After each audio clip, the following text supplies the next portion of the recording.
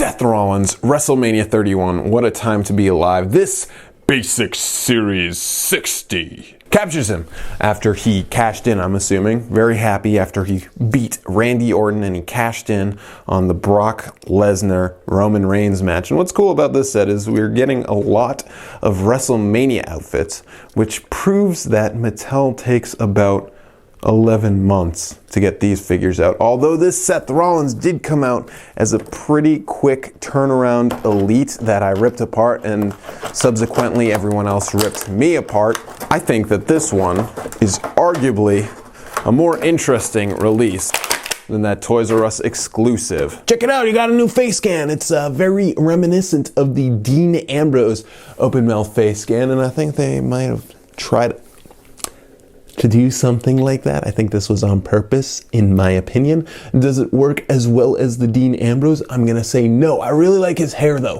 His hair looks good. It might have a little too much volume, but I think that this is the best Seth Rollins hair sculpt we have. Not totally sold on the face, but I am always usually a fan of faces where they get a bit more personality.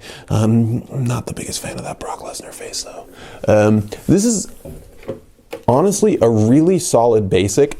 Upgrades it has over the Toys R Us exclusive Elite is that his legs are actually his leg size, which is great because the Elite legs are way too skinny.